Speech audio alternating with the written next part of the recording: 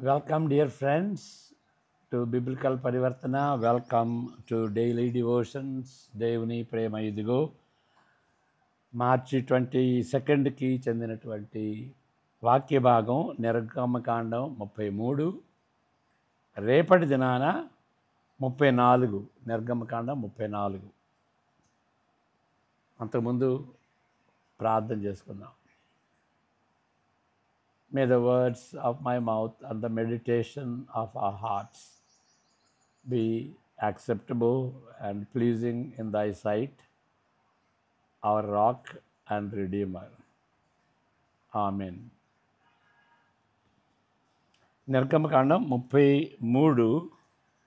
ఈ దీనిలో రెండు విషయాలు ఉంటున్నవి. దాన్ని దృష్టిలో పెట్టుకుంటేనే తప్ప ఈ యొక్క అధ్యాయాన్ని మనం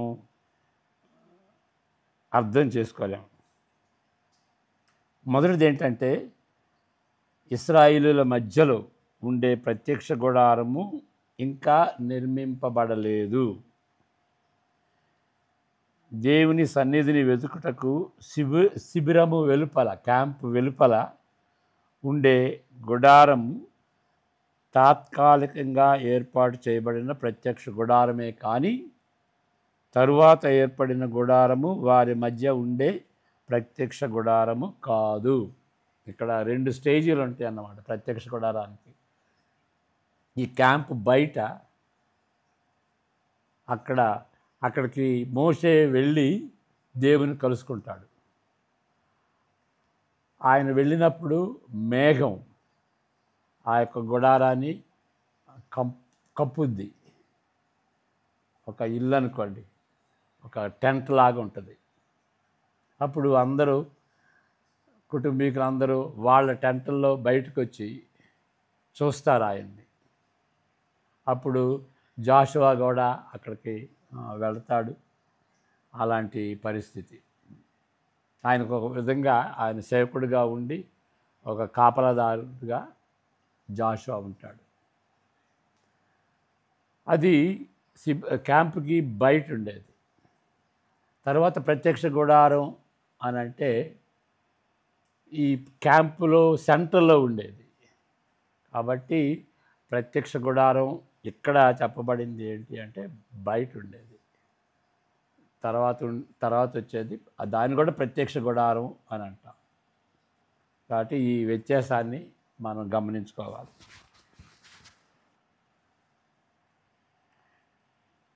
రెండవ విషయం ఏంటి అనంటే, దిక్కుమాలిన బంగారు దూడ వృత్తాంతాన్ని బట్టి దైవ తీర్పు వారిని వెంటాడుతున్నది. తన ప్రజలతో ఆయన ప్రయాణము చేయనని కేవలము ఆయన దూతను పంపి వారికి సహాయం చేస్తానని హెచ్చరిస్తున్నాడు.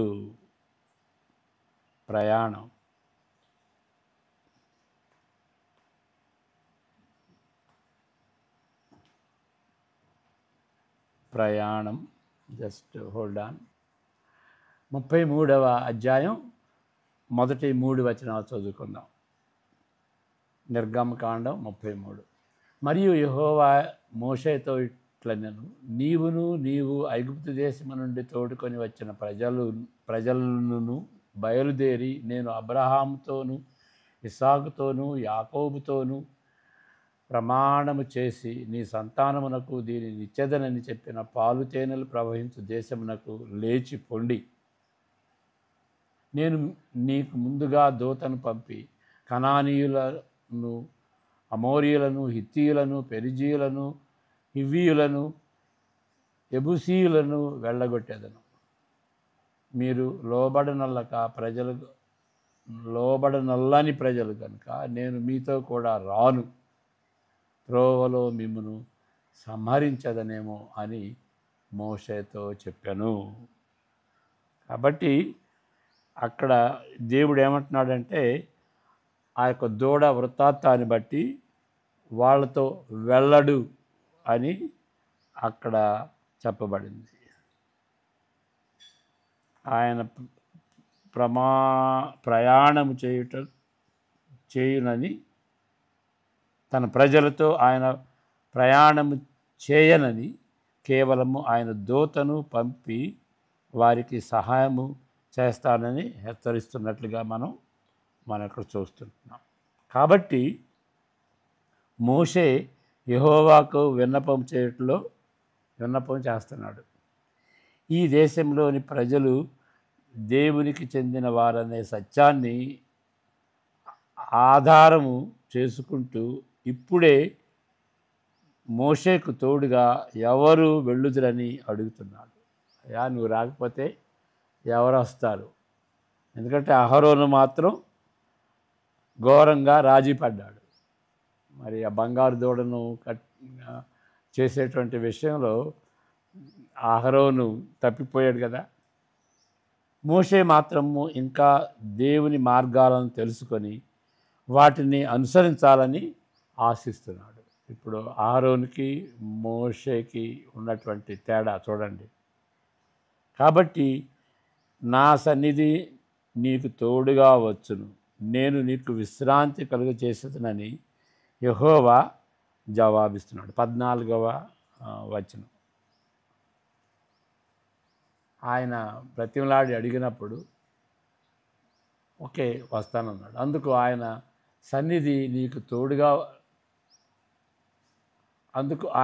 నా సన్నిధి నీకు తోడుగా వచ్చును, నేను నీకు విశ్రాంతి కలుగచేసేదనగా మోషే, నీ సన్నిధి రాని ఎడల ఇక్కడ నుండి మమ్మును తోడుకొని పోకుము అని చెప్పాడు. వారి ఎడల ఆయన వ్యక్తపరిచిన ఉగ్రతను బట్టి వారు నాశనం కాకుండా ఉండుటకు ఆయన వారితో వెళ్ళనని తన దూతను మాత్రమే పంపించదనని అంతకుముందు వారిని భయపెట్టి ఇప్పుడేమంటున్నాడు? నేను వస్తానంటున్నాడు. కాబట్టి ఇప్పుడు చెప్పుతున్న దానిని ఏ విధముగా సమర్థించగలం? అప్పుడేమో పోనంటున్నాడు, ఇప్పుడేమో పోతానంటున్నాడు. అంటే దేవుడు మాట మార్చుకున్నట్టుగా ఉంటుంది. దేవుని హెచ్చరికను బట్టి మోషే దేవుని బ్రతిమాలుతూనే ఉన్నాడు. నీ సన్నిధి రాని ఎడల ఇక్కడ నుండి మమ్మను తోడుకొని పోకుము. దూత వచ్చినా రాకపోయినా సరే నీవు మాత్రం రావాలి, మీరు రాకపోతే మేము వెళ్ళం అనేటువంటి తీరులో ఆయన చెప్పాడు. సజీవుడైన దేవుని సన్నిధి వారితో లేని ఎడల వారు ప్రత్యేకమైన జనాంగమని గుర్తింపునిచ్చేది మరేమీ ఉండదు కదా. 16వ వచనం. ఇశ్రాయేలు ప్రజలకి ప్రత్యేకత ఎట్లా వచ్చింది? దేవుడు వాళ్ళతో ఉంటాడు. ఎవరైనా సరే గమనించేది ఏంటి అని అంటే, దేవుడు ఉన్నటువంటి ప్రజలు, యెహోవా దేవుడు వాళ్ళ దేవుడు, యెహోవా దేవుడు వారితో ఉన్నాడు. అది వాళ్ళ ప్రత్యేకత. ఇక ఆయన రాకపోతే ఇంకా వాళ్ళ ప్రత్యేకత అనేది ఏమి ఉండదు. 16వ వచనం. నా ఎడలను, నీ ప్రజల ఎడలను నీకు కటాక్షము కలిగినదని దేని వలన తెలియబడును? నీవు మాతో వచ్చుట వలననే కదా. అట్లు మేము అనగా నేనును నీ ప్రజలను భూమి మీదనున్న సమస్త ప్రజలలో నుండి ప్రత్యేకింపబడుదుమని ఆయనతో చెప్పెను. అప్పుడు యెహోవా స్పందిస్తూ చేసిన వాగ్దానం, నీవు చెప్పిన మాట చొప్పున చేసేదను, నీ మీద నాకు కటాక్షం కలిగినది, నీ పేరును బట్టి నిన్ను ఎరుగుదును. 17వ వచనం. కాగా యెహోవా, నీవు చెప్పిన మాట చొప్పున చేసేదను, నీ మీద నాకు కటాక్షం కలిగినది, నీ పేరును బట్టి నిన్ను ఎరుగుదునని మోషేతో చెప్పగా, అతడు దయచేసి నీ మహిమను నాకు చూపుమనగా ఆయన, నా మంచితనమంతయు నీ ఎదుట కనుపరచదను, యెహోవా అను నామమును నీ ఎదుట ప్రకటించదను, నేను కరుణించు వాని కరుణించదను, ఎవని యందు కనికరపడుదునో వాని యందు కనికరపడేదనను. ఓకే, ఇక్కడ కొన్ని విషయాలు గమనిద్దాం. తరువాత అధ్యాయంలో ఈ విధమైన ప్రార్థనతో మోషే కొనసాగుతున్నప్పటికీ ఇక్కడ 19వ వచనం, దేవుడు తన ప్రజలను ఎడబాసిననేది ప్రస్తావన ఇక చూడము. ఇది 34:9 నెక్స్ట్ అధ్యాయం. ప్రభువా, నా మీద నీకు కటాక్షం కలిగిన ఎడల నా మనవి ఆలకించుము. దయచేసి నా ప్రభువు మా మధ్యను ఉండి మాతో కూడా రావలెను. వీరు లోబడనొల్లని ప్రజలు మా దోషమును పాపమును అందుకు ఆయన, ఇదిగో నేను ఒక నిబంధన చేయుచున్నాను.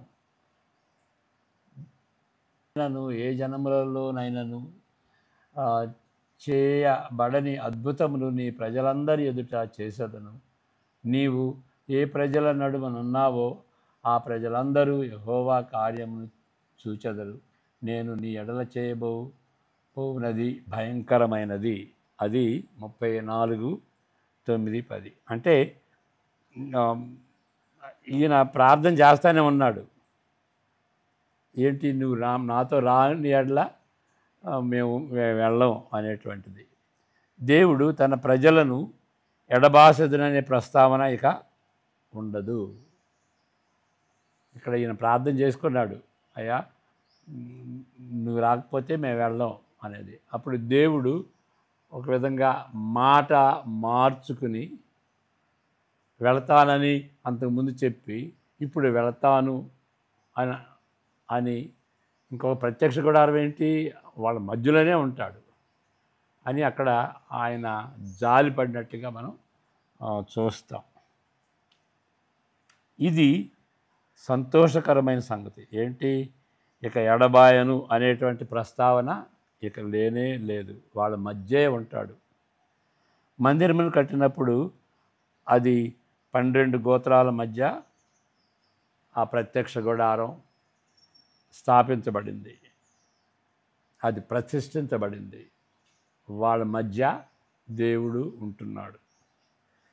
ఇప్పుడు దీని విషయంలో మనం ఆలోచిస్తే 3 తలంపులు ఉంటున్నవి. మొదటిది ఏంటంటే, దేవుడు రోషము గల దేవుడు అనే సత్యాన్ని ఈ అధ్యాయాలు ఉదాహరిస్తున్నవి.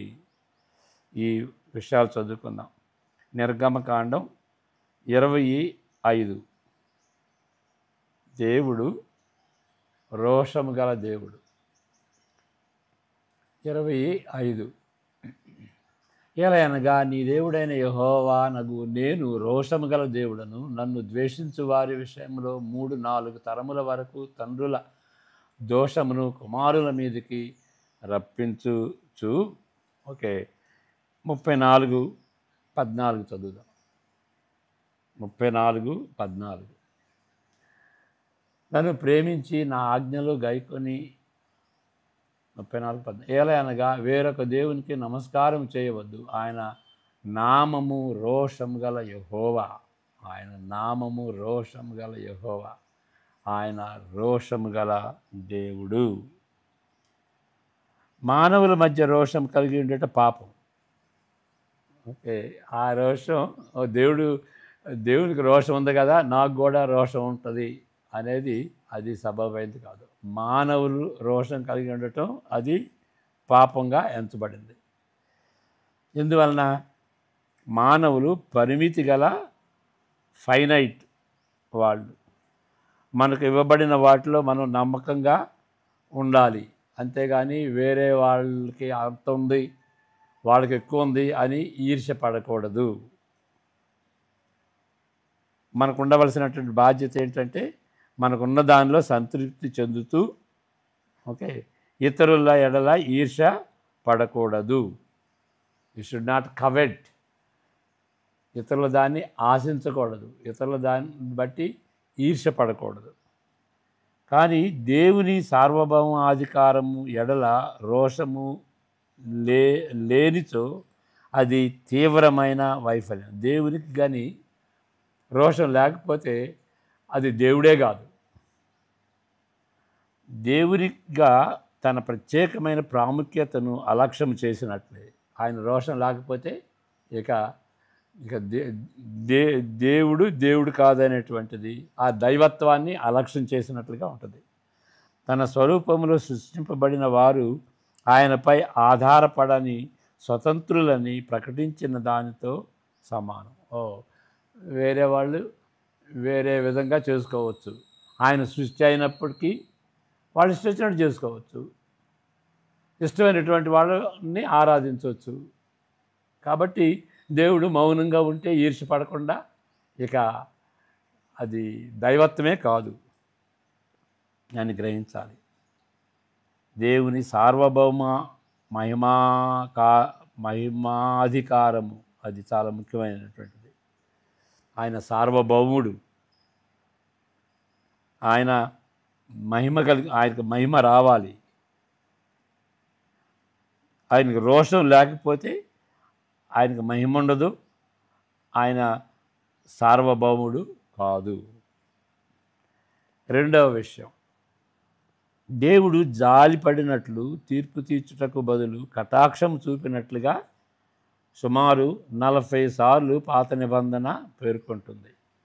ఇంగ్లీష్లో రెలెంట్ అంటారు. ఈ రెలెంటెడ్ అంటే జాలిపడి ఆ విధంగా తీర్పు తీర్చుతానని చెప్పి నేను రాను అని చెప్పి తర్వాత వెళ్తాడు. జాలి పట్టం అన్నమాట రెలెంటింగ్. మరి అదేంటి అంటే అది పాత నిబంధనలో ఆ మాట సుమారు 40 సార్లు ఉంటుంది. ఇతర వ్యక్తులతో తన వ్యక్తిగత సంబంధాలను వ్యక్తపరిచే సందర్భాలుగా ఇలాంటి వాక్య భాగాలు ఉంటున్నవి. ఇతర వ్యక్తులతో తన వ్యక్తిగత సంబంధాలను వ్యక్తపరిచేదిగా ఈ సందర్భాలు ఉంటున్నాయి. వీటన్నింటినీ కలిపి అధ్యయనం చేసినప్పుడు కొన్ని గుర్తించగల లక్షణాలలో ఒక లక్షణం ఇది. ఏంటి అనంటే దేవుని తన సార్వభౌమత్వ చిత్తముతో తన జాలి తనము జతపడబడినది. అంటే జాలిపడ్డాడు, ఆయన ఇష్టం, ఆయన సార్వభౌముడు. జాలిపడాలంటే జాలి పడతాడు, శిక్షించాలంటే శిక్షిస్తాడు. కాబట్టి ఆ జాలి పడటం అనేది ఆ సార్వభౌమత్వంతో ముడిపడి ఉన్నట్లుగా మనం గ్రహించాలి. మూడవ విషయం, అద్భుతముగా దేవుని మహిమను చూడవలనని మోషే అడిగినప్పుడు తన మంచితనమును దేవుడు ప్రత్యక్షపరుచుకున్నట్లు వాగ్దానము చేసెను. ఆయన ఏమని అడిగాడు? అయా దేవా, నీ యొక్క మహిమను చూడాలి అన్నాడు. అయితే దేవుడు ఏం చేయించాడు? తన మంచితనాన్ని చూపించాడు. అంటే ఆయన మంచితనంలో మహిమ అనేది ఒక భాగం అన్నమాట. ఈ ఆయన మంచితనం కానీ ఆయన మహిమ కానీ యోహాను సువార్తలో సిలువలో ప్రత్యక్షపరచబడింది. ఆ విధంగా ప్రత్యక్షపరచబడటం అనాలోచితమైనది కాదు, అంటే అనుకోకుండా జరిగింది కాదు అని మనం గ్రహించాలి. 33వ అధ్యాయం 18, 19 కూడా చదువుదాం. అతడు దయచేసి నీ మహిమను నాకు చూపమనగా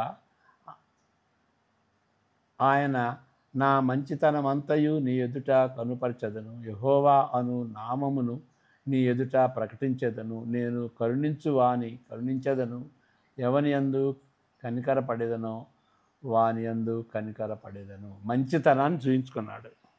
ఆయన మహిమపరచబడ్డాడు, మంచితనాన్ని చూయించుకున్నాడు.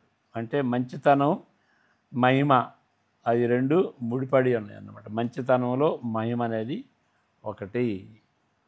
అది యేసుప్రభు యొక్క శిలువలో అది హైలైట్ చేయబడింది. ఉన్నతంగా ఆయన మహిమపరచబడ్డాడు, దేవుని యొక్క మంచితనాన్ని కూడా చూయించుకున్నాడు. ఓకే, ఆ విషయం గ్రహించాలి. ఇంకా ఇప్పుడు ఈ రెండో విషయాన్ని మరలా మనం అండర్లైన్ చేసుకోవాలి. జాలిపడ్డాడు దేవుడు. ఒకసారి ఏముంటుందంటే ఆయన దుఃఖించాడు, ఆయన మనసు మార్చుకున్నాడు అని కూడా ఉంటుందన్నమాట. అది కూడాను మరి ఈ దేవుని సార్వభౌమ చిత్తంతో ముడిపడి ఉన్నట్టుగా, అది ఆయన ఇష్టం. ఎప్పుడు జాలిపడాలో, ఎప్పుడు మరి వాళ్ళని శిక్షించకుండా మనసు మార్చుకోవాలో అది ఆయన ఇష్టం. కాబట్టి మనం ప్రశ్నించేటువంటి వారం కాదు, ప్రశ్నించకూడదు అని మనం గ్రహించాలన్నమాట. ఈ 40 సార్లు జాలిపడెను అనే దానిలో ఆ 40 ఆ సందర్భాలు చూసేటట్లయితే మనం ఆ విషయాన్ని గుర్తించగలం. సార్వభౌముడు, ఆయన ప్రశ్నించేటువంటి హక్కు మనకి లేదు. కుమ్మరిని ఆయన పనిచేస్తున్నటువంటి మట్టి ప్రశ్నిస్తుందా, నన్ను ఎందుకు ఇట్లా చేస్తున్నావని? ఆ విధంగా రోమా 9లో దేవుడు పోల్చుకుంటాడు, నువ్వెవరో అడగటానికి. కానీ దేవుడు ప్రేమ లేనటువంటి వాడు అని అనటానికి కూడా వీల్లేదు. ఆయన ప్రేమ, ఆయన మంచితనం, ఆయన యొక్క పవిత్రత ఎప్పుడూ ఆయన యొక్క సార్వభౌమత్వాన్ని బట్టి దాన్ని వదులుకోడు. కాబట్టి ఆయన సార్వభౌముడు, ఆయన మంచివాడు, కాబట్టి ఆయన స్తోత్రానికి అర్హుడు. అంతేగాని దేవుడు కోపిష్టి, దేవుడు అన్యాయం చేశాడు అని మనం ఎప్పుడు కూడాను అడిగి దేవుణ్ణి ఎత్తి పడకూడదు. ఆ విధంగా మనం దేవుణ్ణి అర్థం చేసుకోవాలి. ఆయన రోషం గలవాడు, జాలి పడేటువంటి వాడు, మరి ఆయన యొక్క మంచితనం, మహిమ ఆ రెండు కలిసినట్టుగా మనం గ్రహించుకోవాలి. ప్రార్థన చేసుకుందాం.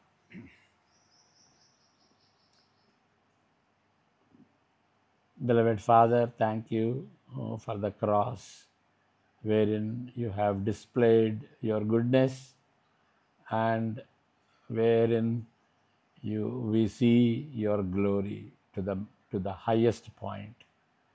How can we ever neglect the cross?